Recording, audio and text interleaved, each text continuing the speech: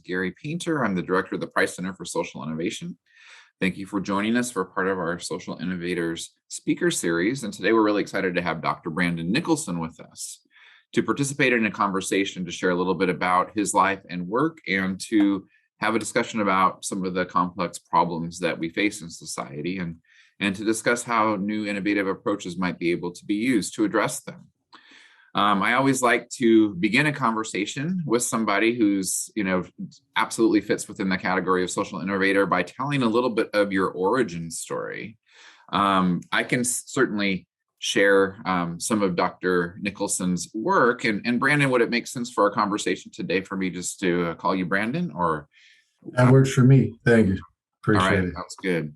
Well, I know you've had a career doing analytical work in ed policy and so forth. You're now the director of the Hidden Genius Project. I wonder if you could tell our audience a little bit about your origin story, how you got from your education. Perhaps you can go even further if you want, but to the place where you are now the leader of the Hidden Genius Project. Well, thank you again for the opportunity to speak today, and good afternoon to everyone joining. Thank you for being here. My name is Brandon Nicholson. I'm Executive Director of the Hidden Genius Project, which trains and mentors Black male youth in technology creation, entrepreneurship, and leadership skills to transform their lives and communities. A bit about me. I'm a native of Oakland, California. Grew up with an intense passion for and interest in issues pertaining to educational equity, access to opportunities, and with a deep belief in the power of our communities and the young people who live within them to bring about change and also to thrive. Proud to be doing the work that I do with our organization. For me, growing up in Oakland public schools, kindergarten through 8th grade, I got to experience some great educational opportunities, some extremely compassionate and caring teachers and adult mentors in my life, some of whom even counseled me to leave the system and enroll in private school. And that's actually what I ended up doing.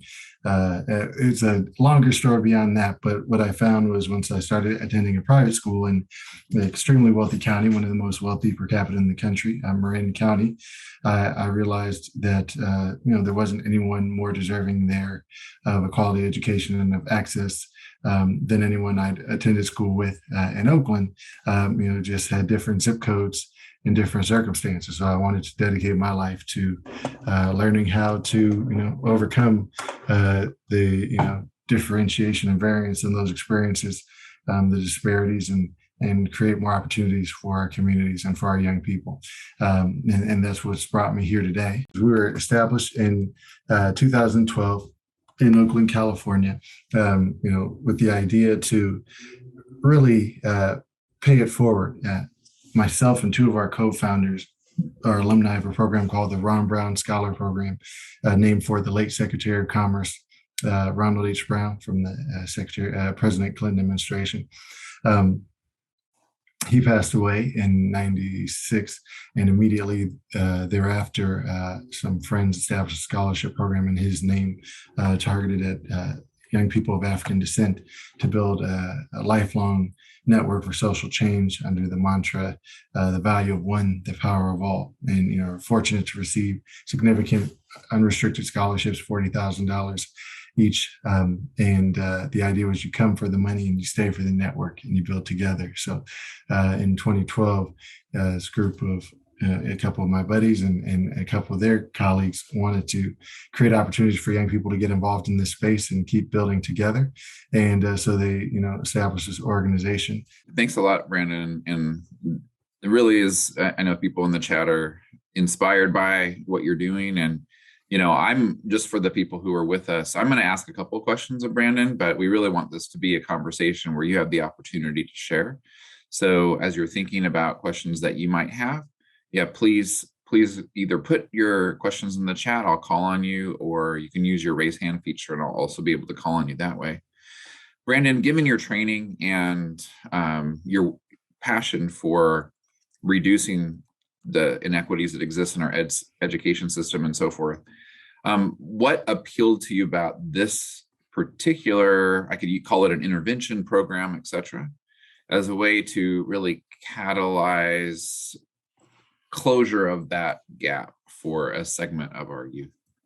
Yeah, well, I think first and foremost, we anchor in an assets-based approach, where we're starting from an assumption of a great, brilliance, potential, and just opportunity of our young people to shine in different capacities and respects, and at its core, understanding that they're deserving of that, right?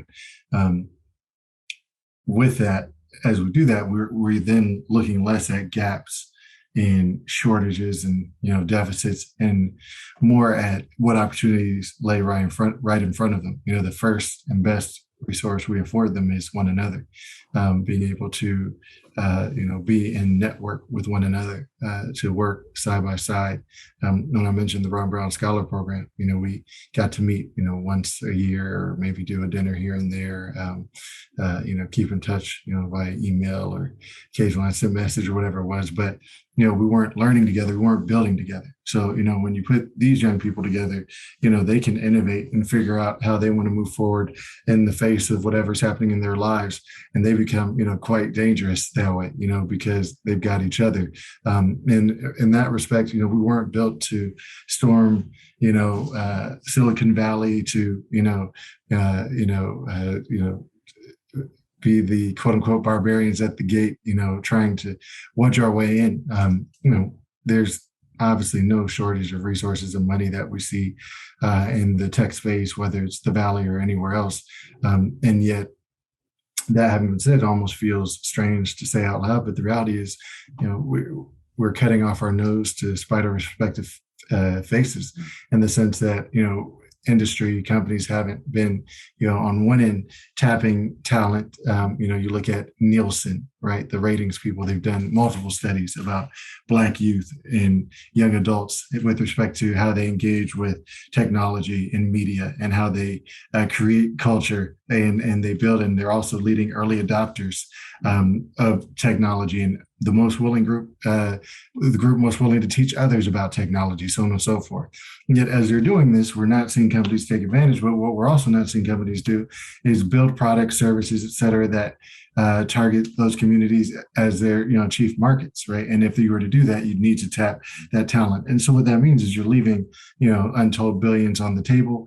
We know that our economy is at seemingly at all times teetering in different ways, and showing signs of instability, right? And those things all tie together. So when we're engaging our young people, first and foremost, we're trying to anchor in their greatness, who they are, who they want to be, and also what they want to see, what they want out of life and out of their communities.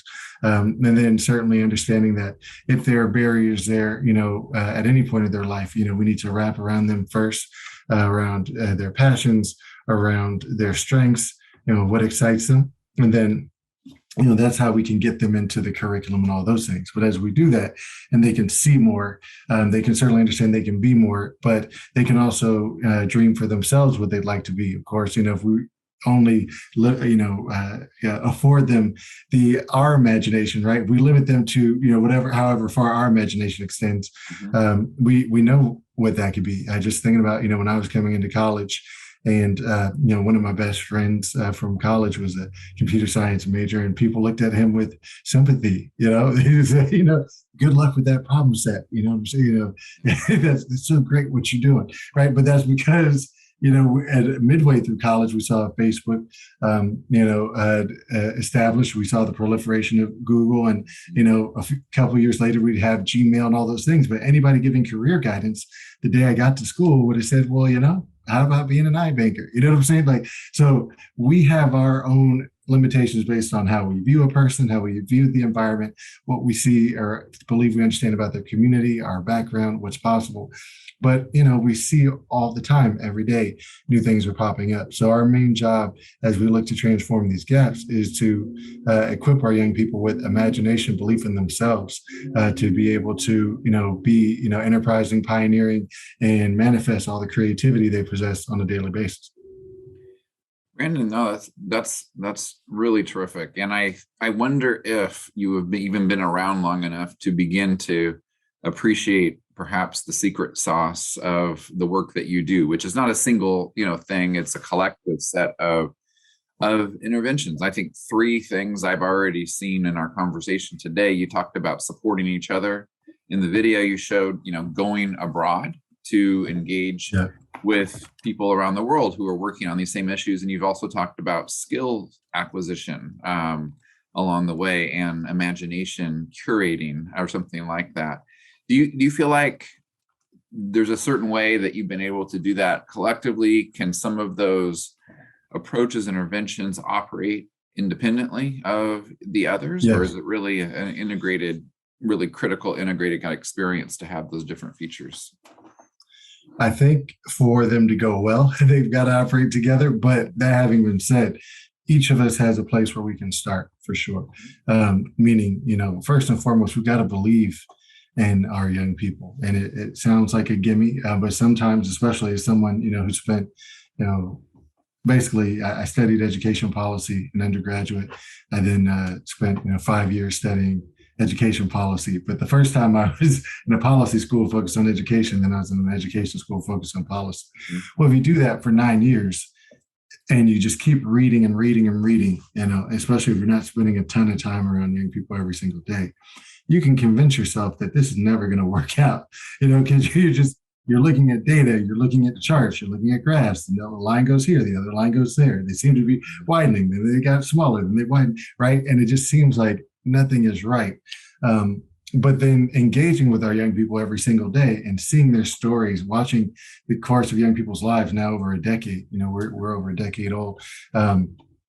And it's like, no, this is working first and foremost because we believe it can, and that any young person, whatever their background, is going to go through challenges, is going to have moments of self-doubt and, crises of confidence, and going to encounter times in which they're not sure what's next or what they're capable of and all those things. Then, those with privilege and support and access are going to get, encouragement, high fives, pats on the back, phone calls, skids, grease, so on and so forth, to help them bounce back. I would count myself among that group, and then from there, they'll be able to solidify their footing, and then the rest is up to them. We see all the time that just granting that bit of belief that young people are supposed to be doing this, that they're supposed to be achieving, excelling, that but everything they're going through in their lives at home with their family might be going through, that those things are supposed to happen. And yet our young people are resilient, and they're supposed to overcome them. That having been said, as they're supposed to overcome, we're supposed to do our part, afford them access to resources, relationships, safety, stability, et cetera, and equip them and energize them and fuel them to go forward. All those things can be true at the same time.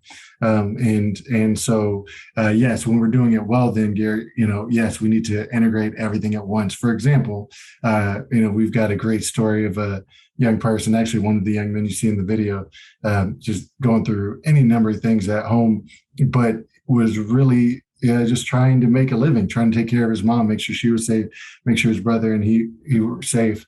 And he's going to do that in any number of ways that made sense to him, right?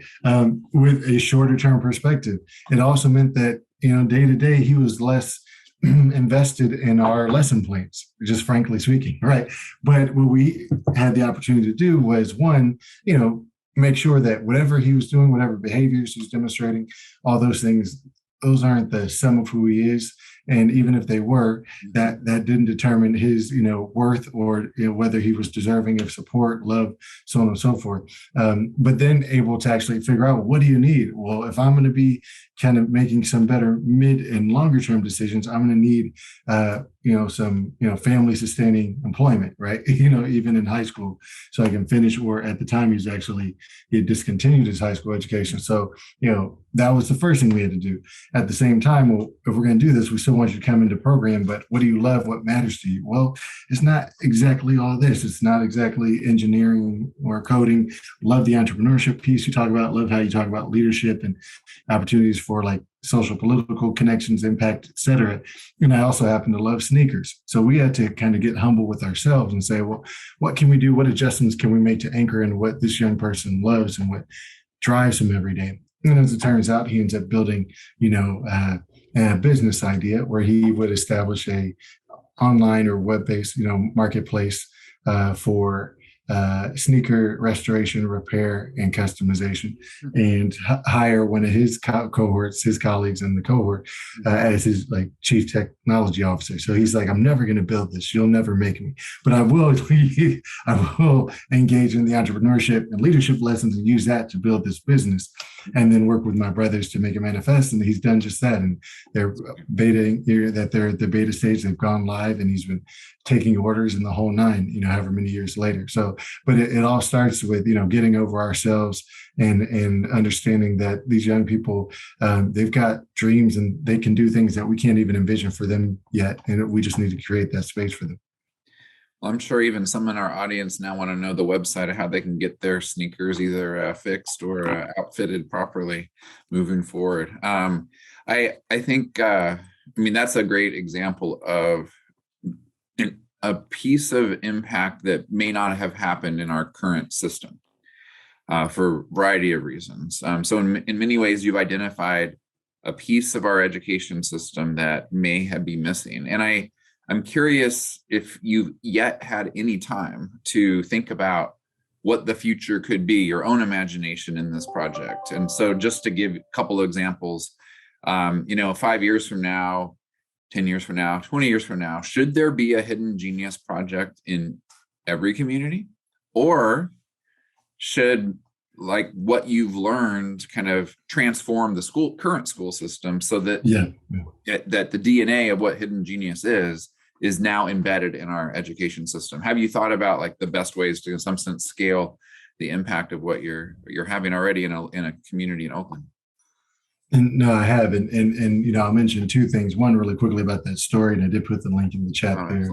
I love it. Yeah, that individual, he actually ironically ended up finishing high school before his 4-year mark. He actually graduated in April of that year when, he had dropped out or been kicked out twice and dropped out once. But still managed, once he felt empowered and had some wind at his back, even the things that are kind of the mundane in this equation actually came easier to him, right? It was something he was able to do. Regarding the scope piece, we're currently headquartered in Oakland. We also have a site in Richmond, California, also in Los Angeles, of course. And then our next site in 2022, we'll launch a site in Detroit. We're actually starting to hire for there now. So there's, scale in the conventional sense, certainly within the context of our organization.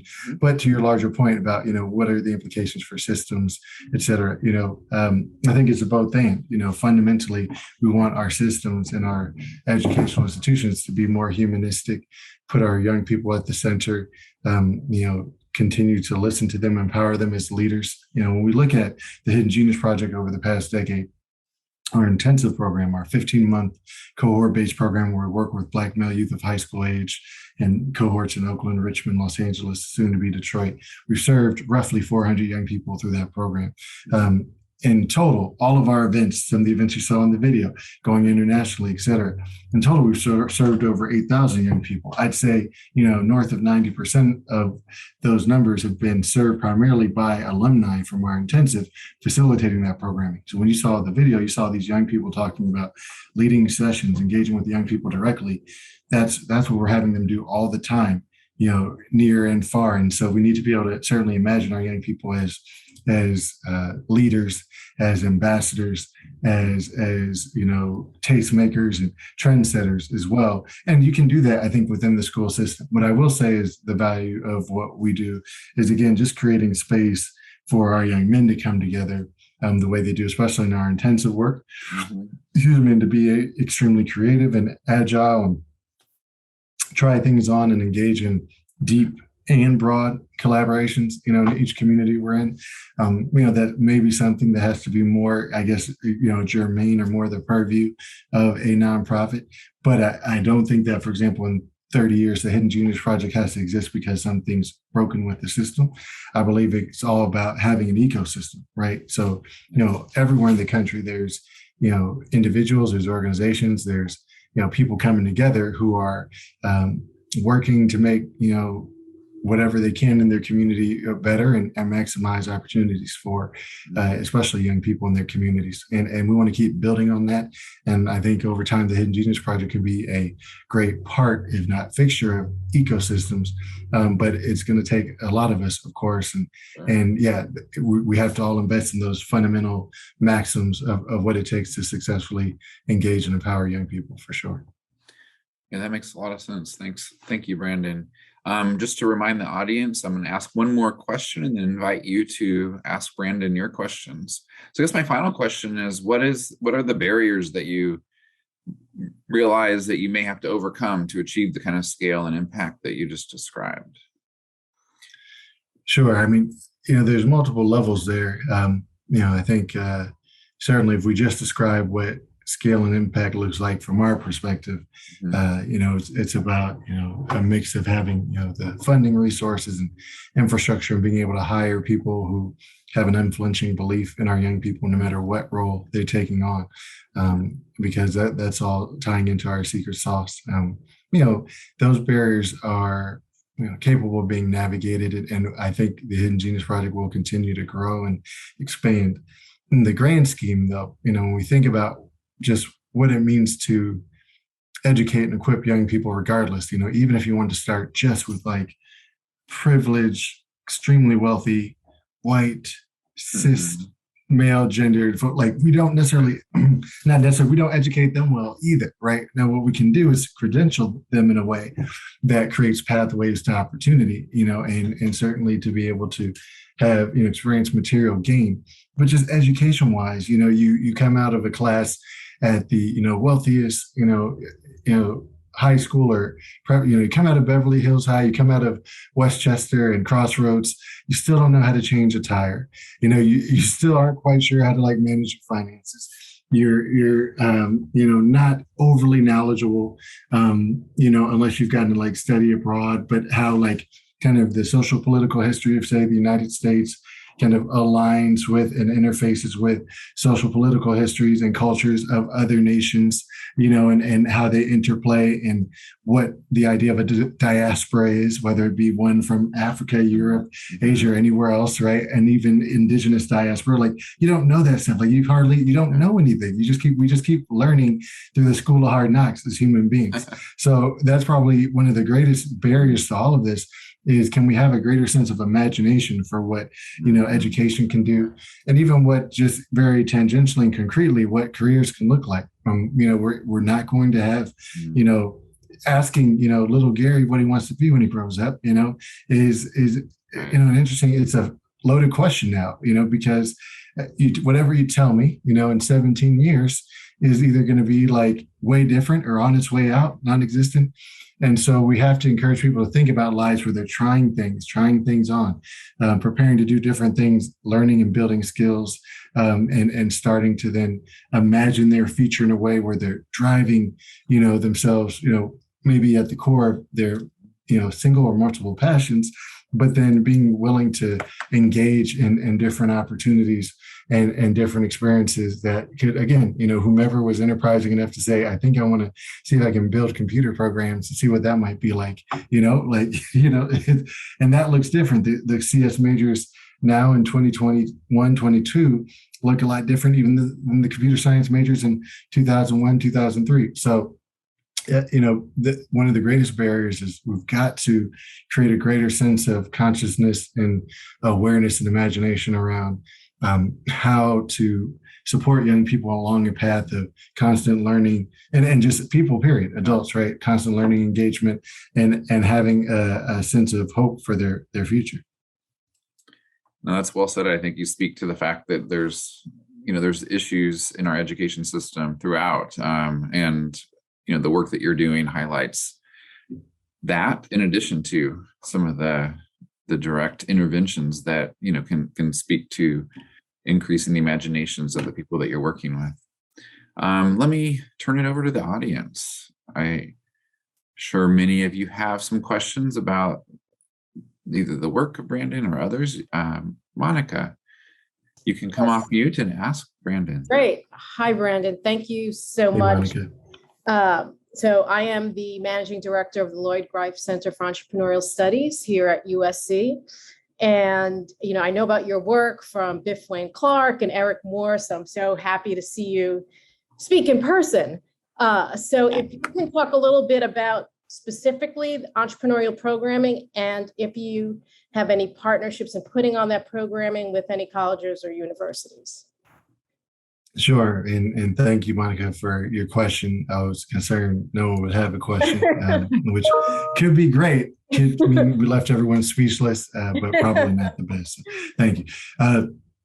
Yes. So, in our fundamental, entrepreneurship weaves its way through everything that we do, be it our intensive work with Black boys or young men, be it our events with, a broad population, be it in our community partner programs where we work with local organizations and the youth populations they serve, and our young people facilitate those programs.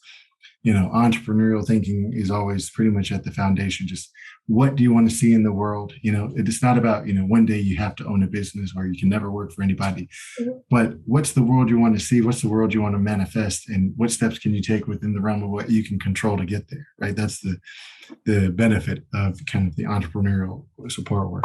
And so we have, entrepreneurial tracks within our core work where the final project, rather than being like a final software project or game design, it can be an actual business with a pitch and market analysis and user, analysis, so on and so forth.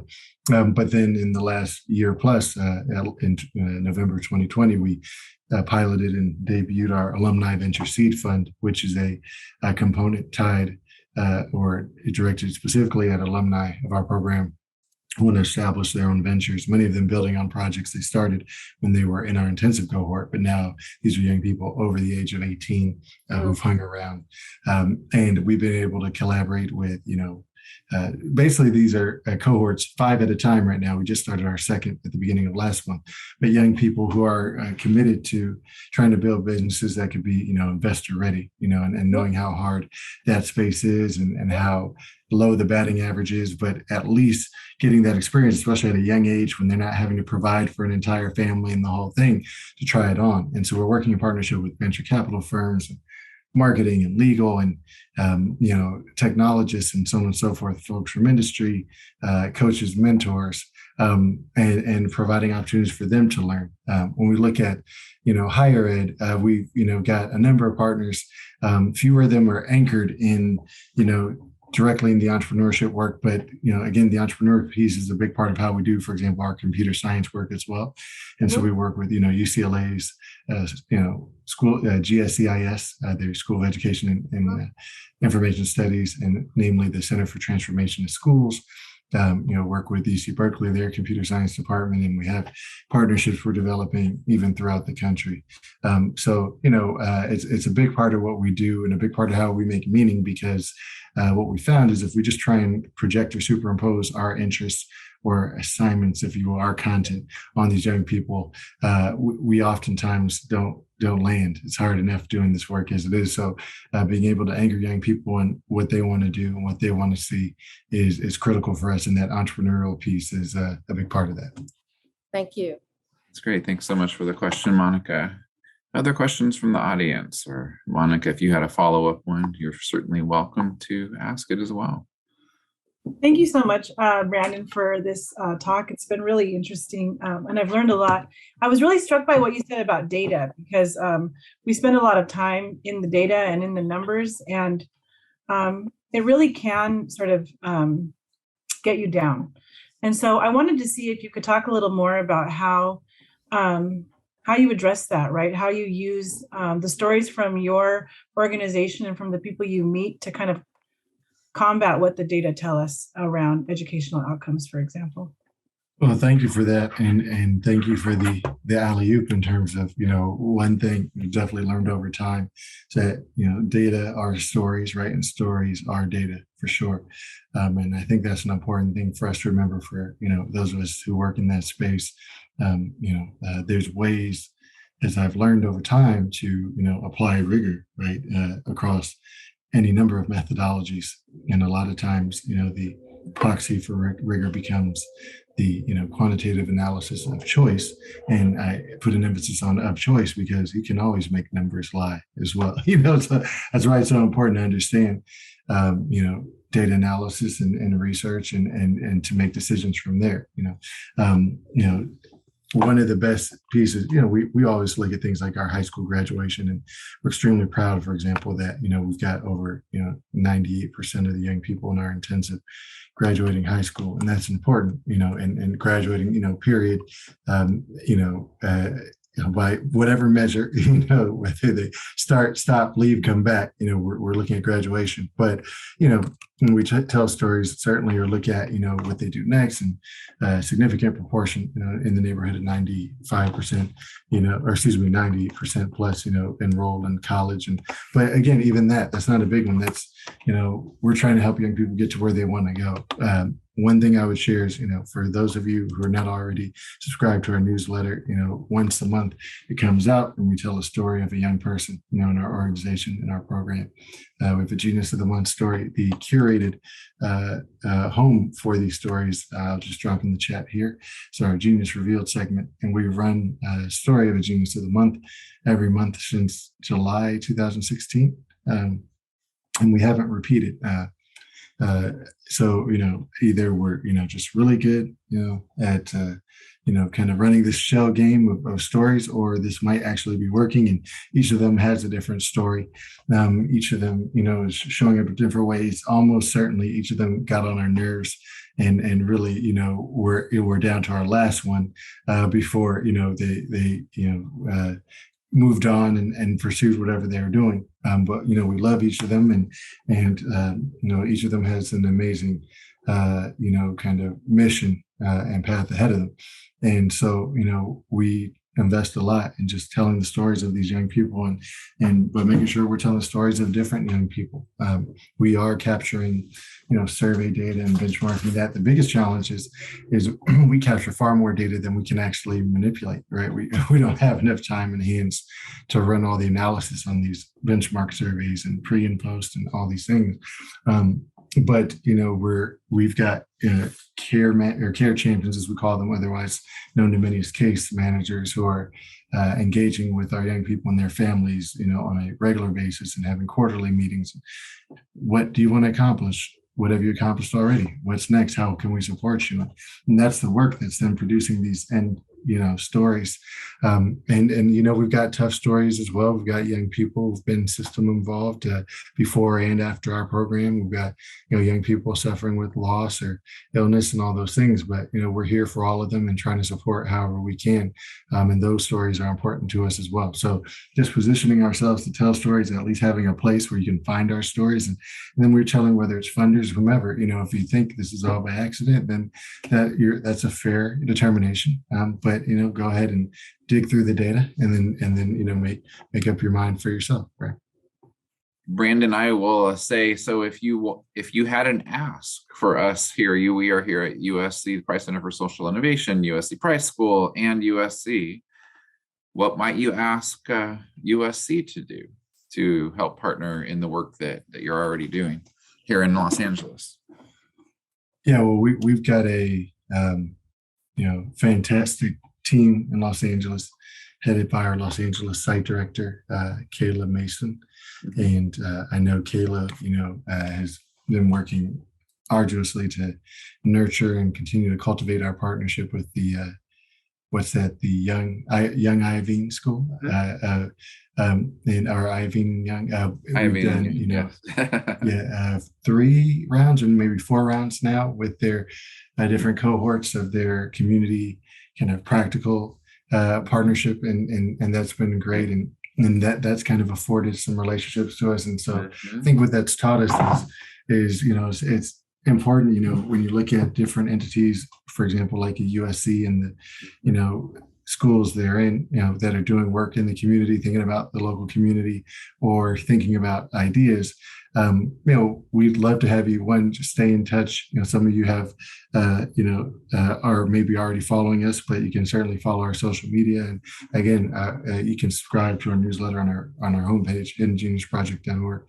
But what we found is that as people dig into these stories and watch, they get ideas about, well, this is something I do extremely well that I imagine I could, support the organization with. Certainly telling our story. We've got a great event coming up this Saturday for those of you with young people. It's an event we created in 2013 called Brothers Code. And kind of right in the midst of a fantastic and dynamic revolution to expose girls and young women, especially girls and young women of color, and even non-binary young people to opportunities in tech, and just recognizing it'd be great to have space available for boys and young men of color. So through 2019, we were able to do that in person in Oakland and even in Los Angeles in 2019. And then we've done it virtually 2020, and the Saturday will also be virtual. It'll be great activity. So for those of you who have young people in your lives and your communities, and they don't need to be Black boys and young men by any stretch, but it's kind of the age focus is, I'd say, 11 to 18 years old. And it's, effectively an expo. Very cool. We have so many partners coming in to talk about what they do with respect to tech and wherever they are. And we have some, favorites among, young folks like, Epic Games, who makes Fortnite, and, multiple sessions on cryptocurrency and NFT, which young people are digging into all the time. So certainly check us out and encourage that. But, tell people about us, tell our story. We're always looking to develop, the necessary resources and all that. So you or people, or organizations, institutions, we'll always happily accept your contributions and donations. And you can find out more on our website there as well. But I think it's just great to build community, be part of an ecosystem. We'll be launching our applications to our immersion program pretty soon for Black male youth who are entering 9th grade through 11th grade starting in the next school year. So can certainly just spread the word and let people know we're here and that we're doing decent work, and we want to continue to build relationships in the community. Sounds great, Brandon. I know there was a question in the chat that was specifically asking about how you're recruiting your participants in your program. It sounds like you use a website, you use word of mouth, etc. Did I hear that correctly? That's right, as well as engaging with partners. Right, we do a great deal of work in collaboration with one another, and so presenting at schools and community partner organizations. Also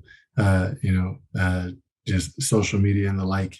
We're looking for young people, even within our Black male youth focus, across backgrounds, across experiences. So we're not excluding or screening folks out for grades being too low or too high, or prior experience or no prior experience, not even income level for that matter. And a big part of that is building a strong network, building folks with a commitment to service, to uplifting one another, and we need each other. So we see a lot of times people ask us, well, are you just working with the young people who are going to make it anyway? And if anyone's met someone who's going to make it anyway, that'll be the first time.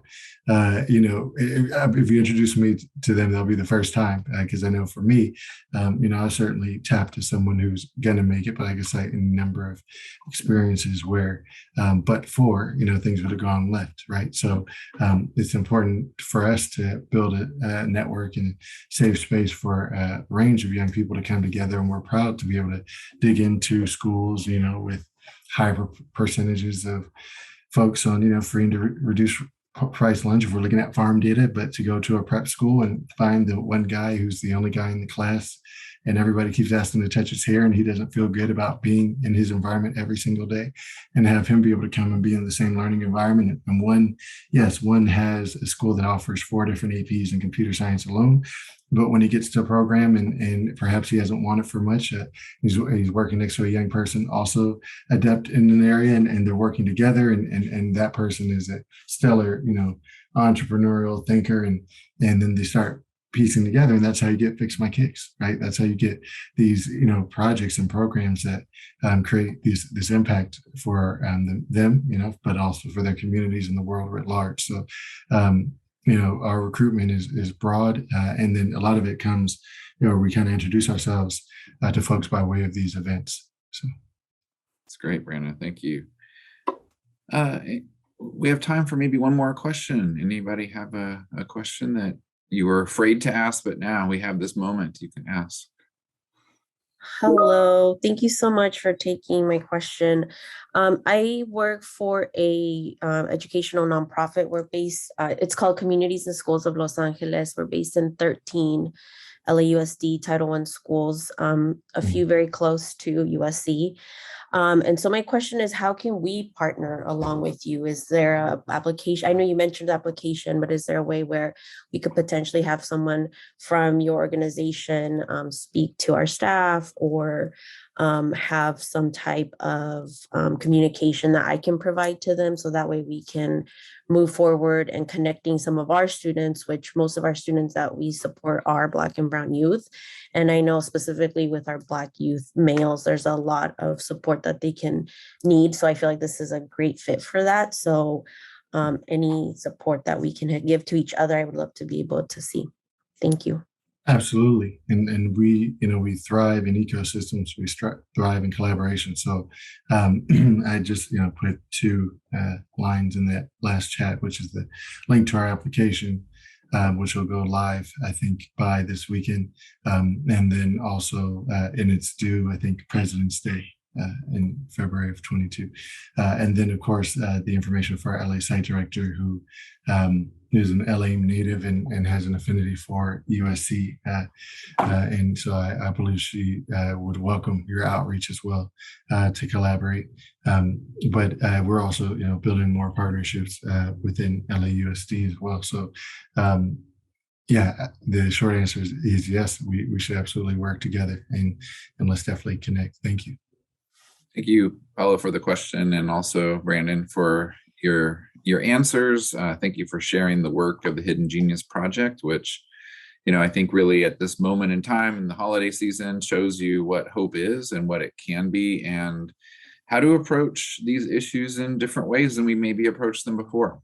I loved your vision of what it might mean to have both and Hidden Genius projects around, but yet have our systems actually shift to activate, every single student in their classrooms and beyond. I don't know if you have any last final words before we close our conversation today, but I really appreciate your time and the time of those who have joined us in this moment. We record these opportunities, and I know that we'll share it far and wide and get your message out. I just want to say thank you again for the opportunity, and thank you for everyone, and actually thank you to all of you, for staying on, and especially if you stayed nearby, the computer as you were making lunch or whatever it might have been. I think going back to Caroline's question, when we look at data, and we start to think and wonder what's going to happen, what could be, I would just say, every young person we come across, possesses, infinite potential, infinite worth. And just day to day, we're coming across young people who make us laugh, smile, cry tears of joy, etc., alongside, all the other things that show up in the data. And it's just important not to forget this. We know that so many of our young people need support. So many of our young people have support as well, right? And they just need to have an even larger circle, right? An even larger network. So I think what I would say is, when we're looking from the kind of perspective of policy, of institutions, of the macro, just to never forget that, there's human beings in the micro, and by and large, they do great things, especially when given an opportunity to do so. So, thank you for supporting them and supporting, any of their organizations, stakeholders in your respective communities, and we appreciate your support as well. Great. On that wonderful note, Brandon, thank you. And thank you to all of you who've joined us in our Social Innovators seminar series throughout the semester. We look forward to catching up with you in the new year.